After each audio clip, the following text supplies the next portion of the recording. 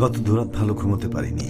মেয়েটার জ্বর, সারা রাত সে গঙায় আর কেঁদে কেঁদে ওঠে। ও অসুস্থ হলে আমার সময়গুলো কেমন ম্লান হয়ে যায়। চোখের পাতা লেগে আসলে মনে হয় এই বুঝি ওর ঘুম ভাঙবে আর হাতটা আমাকে খুঁজবে। বাবা মা পাশে আছে এই ব্যাপারটা বাচ্চারা তখন বুঝতে পারে যখন বাবা মা তাদের সাথে কথা বলে। আয়েশা জেগে গেলে আমি বুঝতে পারবো না, আমাকে জাগা না পেলেও কষ্ট পাবে। এই ভাবনা থেকে চোখ ভর্তি ঘুম নিয়েও ঘুমোতে পারি না। বাবা হওয়ার পর আমি যেন অন্য মানুষ হয়ে উঠেছি। বাচ্চা পায়খানা করলে কনকনে শীতের রাতে উঠে গরম পানি করছি, তাকে পরিষ্কার করছি, সারাক্ষণ তার পেছনে সময় দিচ্ছি।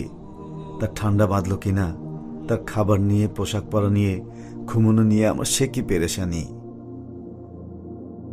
আয়েশার জন্য রাত জাগতে গিয়ে, তার খাবার নিয়ে চিন্তিত হতে গিয়ে, তার ঘুম নিয়ে পেরেশান হতে গিয়ে, মোদ্দা কথা তাকে ভালোবাসতে গিয়ে আমি যেন আরো ভীষণভাবে আমার বাবা মাকে ভালোবেসে ফেলছি। আমার মেয়েটার জন্য আমার বুকের ভেতর যে দরদ, যে ভালোবাসার সমুদ্র, তার বর্ণনা আমি কোনো ভাষায় প্রকাশ করতে পারবো না। ঠিক এই একই দৃশ্যে যখন আমি আমার বাবা মাকে ভাবি শ্রদ্ধা, ভালোবাসার কৃতজ্ঞতায়, তখন আমার অন্তর আরো ভীষণভাবে ঝুঁকে পড়ে তাঁদের দিকে। রাব্বির হামহুমা কামা রাব্বায়ানি সাগীরা।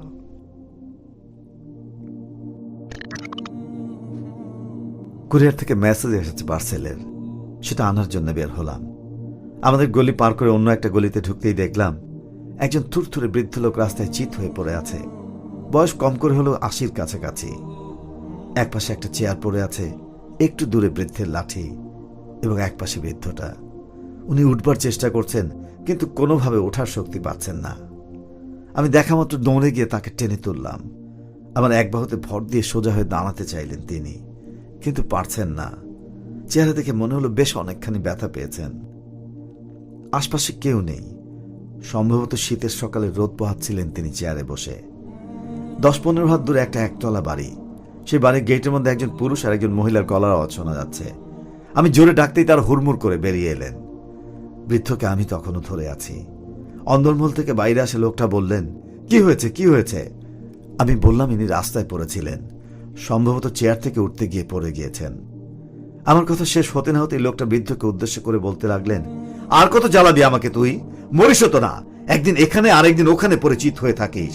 রোদ পোহানোর শক্ত ছাদে বিছানা করে দি, সারাদিন ছুঁয়ে থাক। তোর বাপু রাস্তায় এসে বসার কেন শখ জাগে এত? আমাকে আর কত অপমান করবি তুই? তার বৃদ্ধভাবে একটু শখ করে রাস্তায় বসে রোদ পোহাতে চেয়েছে, তা কত বড় দোষ হয়ে ধরা দিল ছেলের চোখে। রাস্তায় পড়ে গিয়ে তিনি কোথাও আঘাত পেয়েছেন কিনা তা ছেলের কাছে জরুরি বিষয় নয়। পাশের বাড়ির ভদ্রলোক এসে দেখে ফেললেন তিনি বাবার প্রতি কতটা যত্নবান, আর এতেই ছেলের মান ইজ্জত চলে যাচ্ছে, আর মুখ দিয়ে যা আসে তাই বৃদ্ধ বাবার প্রতি উগরে দিচ্ছে। শালীনতার, ভদ্রতার বালাই আমার ভিতরে অবশিষ্ট না থাকলে তাকে আগে কষে একটা থাপ্পড় দিতাম, তারপর বলতাম যে বাবাকে আজ মাটিতে পড়ে থাকতে দেখে তার ইজ্জত চলে যাচ্ছে, সে বাবাই ছোটবেলায় তাকে 1000 বার মাটিতে পড়ে যাওয়া থেকে বাঁচিয়েছে। মাটিতে পড়ে ব্যথা পেলে সে বাবাই তড়িঘড়ি করে কোলে নিয়ে তাকে শান্ত করেছে, ব্যথার জায়গায় মালিশ করে ব্যথা কমিয়েছে। যে বাবা মরে গেলে সে শান্তি পাবে বলে ভাবছে, ছোটবেলায় তার রোগ শোকের দিন সে বাবাই সারা রাত ছটফট করে কাটিয়েছে। হাসপাতালে দিনের পর দিন, রাতের পর রাত নির্ঘুম কাটিয়েছে। এমনকি যে বাড়িতে আজ স্ত্রী সন্তান নিয়ে আরামে দিন গুজরান করছে সে, হয়তো সেই বাড়িটা অথবা এই বাড়ির জমিটুকু তার বাবার খাম ঝরানো টাকায় কেনা। কিন্তু এত নিচু একটা লোককে এই কথাগুলো বলার কোনো রুচি আমার কাছে তখন ছিল না। মা মা মা এবং বাবা বইতে একটা ঘটনা আছে, হাদিসের ঘটনা। এক লোক একদিন তার মাকে কাঁধে করে নিয়ে কাবাঘর তাওয়াফ করলেন। তাওয়াফ শেষে খলিফা ওমর ইবনুল খাত্তাবকে বললেন, আমিরুল মুমিনিন, আমি কি আমার মায়ের ঋণ শোধ করতে পেরেছি? খলিফা হেসে বললেন, বৎস, তুমি তোমার মায়ের 1 ফোঁটা দুধের ঋণও শোধ করতে পারোনি। ভাবুন অবস্থা, মার যত্ন আত্মীরের কোনো ত্রুটি নেই। বৃদ্ধাবস্থায় মাকে আগলে রেখেছেন ঠিক সেভাবে যেভাবে মা তাকে আগলে রেখেছিলেন তার শৈশবে। এরপর বৃদ্ধ মাকে কাঁধে জড়িয়ে হজও করালেন, এতেও কিনা মায়ের 1 ফোঁটা দুধের ঋণ শোধ হয় না। এই যদি হয় অবস্থা, বাবাকে রাস্তায় পড়ে থাকতে দেখে বাবার শরীরে আঘাতের চাইতে যে ছেলের কাছে নিজের ইজ্জত তথা ইমেজ বাঁচানো জরুরি হয়ে দাঁড়ায়, যে ছেলে বাবা মরে গেলে শান্তি পাবে বলে বিশ্বাস করে, খলিফা ওমর এদের পেলে ঠিক কি করতেন?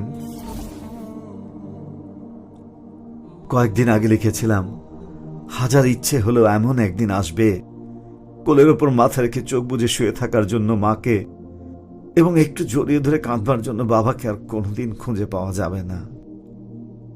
যদি আপনার বাবা মা বেঁচে থাকে, জান্নাতে যাওয়ার দুটো বাড়তি দরজা এখনো আপনার জন্য খোলা। সুতরাং দৌড়ান আমার ভাইয়েরা, একটু অনুধাবন করবেন দয়া করে। বাবা মায়ের বয়োবৃদ্ধকালে তাদের সামনে বিরক্তি থেকে উফ শব্দ উচ্চারণ করতে আল্লাহ সুবহানাহু ওয়া তাআলা কোরআনে নিষেধ করেছেন। সেখানে তাদের সাথে ধমকের সুরে কথা বলা, তাদের সামনে তাদের মৃত্যু কামনা করা যে ঠিক কত বড় গুনাহের কাজ, তাকে আমরা বুঝবো না।